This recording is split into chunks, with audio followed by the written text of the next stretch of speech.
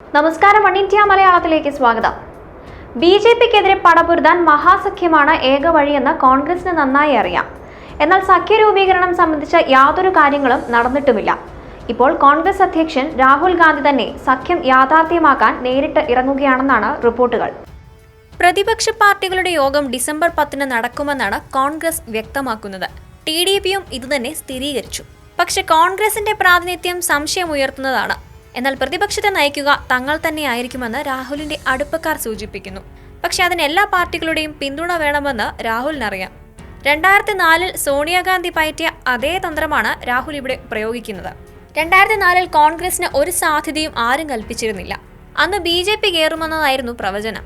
അന്നത്തെ കോൺഗ്രസ് അധ്യക്ഷ സോണിയാഗാന്ധിയോടുള്ള എല്ലാവരുടെയും വിരോധവും ഇതിൽ ചൂണ്ടിക്കാട്ടിയായിരുന്നു. പക്ഷെ 1998 114 സീറ്റിലൊതുങ്ങിയ കോൺഗ്രസ് വൻ മുന്നേറ്റമാണ് നടത്തിയത്. 145 സീറ്റോടെ ഒന്നാം UPA സർക്കാരിന് നേതൃത്വം നൽകാനും കോൺഗ്രസിന് സാധിച്ചു. സോണിയയുടെ പൗരത്വം അന്ന് ഏറെ ചർച്ച ചെയ്യപ്പെട്ടിരുന്നു. അവർക്ക് ഇന്ത്യയിലെ ഒരു പാർട്ടിയെ നയിക്കാനാവില്ലെന്നും ഇത് ഇറ്റലി അല്ലെന്നും വരെയുള്ള ആരോപണങ്ങൾ അന്ന് ഉയർന്നു കേട്ടതാണ്. ഇന്ന് കോൺഗ്രസിനൊപ്പമുള്ള NCP വരെ അവരെ തള്ളി പറഞ്ഞു. പക്ഷെ BJPയുടെ കോട്ടകളിൽ അവർ നടത്തിയ പ്രചാരണങ്ങളും സഖ്യമുണ്ടാക്കുന്നതിൽ അവർക്കുള്ള പ്രത്യേക മിടുക്കും കോൺഗ്രസിനെ ശക്തിപ്പെടുത്തുന്നതായിരുന്നു. പ്രധാനമന്ത്രി മൻമോഹൻ സിംഗിനെ നിയമിക്കാനുള്ള അവരുടെ നീക്കങ്ങളും വൻ സ്വീകാര്യതയാണ് ലഭിച്ചത്. സോണിയയുടെ പ്രത്യേക നയങ്ങളും SP, BSP, ഇടതുപക്ഷം എന്നിവരുടെ സഹായത്തോടെ UPA മികച്ച പ്രകടനമാണ് കാഴ്ചവെച്ചത്. ഒന്നാം UPA സർക്കാർ ക്ഷേമ പ്രവർത്തനം അടക്കമുള്ള കാര്യങ്ങളിൽ മുൻപന്തിയിലായിരുന്നു. ഇതോടെ 2009 209 സീറ്റോടെ UPA വീണ്ടും അധികാരത്തിലെത്തി. ഇവിടെ BJP 116 സീറ്റുമായി പിന്നോക്കം പോയി. സോണിയയ്ക്ക് അക്കാലത്ത് മമതാ ബാനർജി, മായാവതി, മുലായം സിംഗ് യാദവ് എന്നിവരുമായുള്ള അടുപ്പം BJPക്ക് ബദലെന്ന രീതിയിലേക്ക് കോൺഗ്രസിനെ ഉയർത്തുകയായിരുന്നു. ഇതേ വഴിയാണ് രാഹുൽ ഇപ്പോൾ സ്വീകരിച്ചിരിക്കുന്നത്.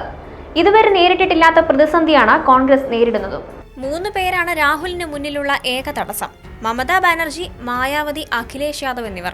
ഇവരെ ഒപ്പം നിർത്താനാണ് രാഹുൽ ഇറങ്ങുന്നത്.